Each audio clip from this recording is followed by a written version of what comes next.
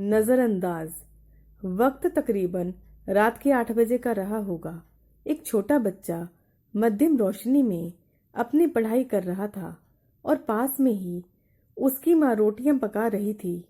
तभी बच्चे के पिता खाने के लिए बैठते हैं और उसकी माँ उन्हें रोटियां देती है। पिता बेहद सुकून से उन रोटियों को खाना शुरू करते हैं। अब बच्चा बहुत गौर से अपने पिता की ओर देखते हुए इस बात का इंतजार करता है कि वे कब उसकी मां पर भड़कते हुए अपने गुस्से का इजहार करते हैं, क्योंकि रोटियां बिल्कुल जली हुई थी।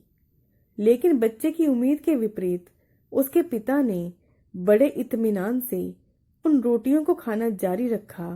साथ ही उससे उसकी पढ़ाई के बारे में भी खोज खबर ली। कुछ देर बाद जब बच्चे की मां को उन जली हुई रोटियों का ख्याल आया तो उसने अपनी गलतियों के लिए खेद प्रकट किया।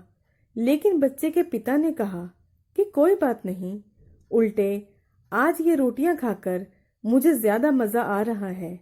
अपने पिता के इन बातों को सुन बच्चे को बड़ी हैरानी हुई और उसने उत्सुकतावश पुनः कुछ देर बाद उनसे जानना चाहा कि क्या सचमुच आज आपको जली हुई रोटियां खाकर मजा आया। पिता ने बड़े प्यार से अपने पुत्र के सिर को सहलाते हुए जवाब देना शुरू किया।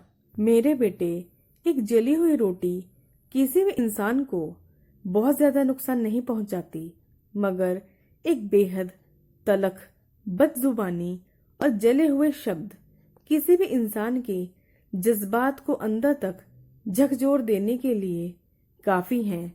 मेरे बच्चे, ये दुनिया बेशुमार नापसंदीदा चीजों और लोगों से भरी पड़ी है। इसके साथ ही हम भी कोई बेहतरीन या मुकम्मल इंसान नहीं है और मैं ये समझता हूँ कि हमारे इर्द गिर्द के लोगों से भी गलतियां हो सकती हैं। याद रखना, जीवन में एक दूसरे की मामूली गलतियों को नजरअंदाज करते हुए रिश्तों को बखूबी निभाना ही ताल्लुकात में बेहतरी का सबब है।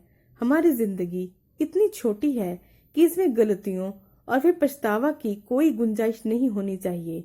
अपने अहम को थोड़ा सा झुका के चलिए, सब अपने लगेंगे। जरा सा मुस्कुराकर चलिए।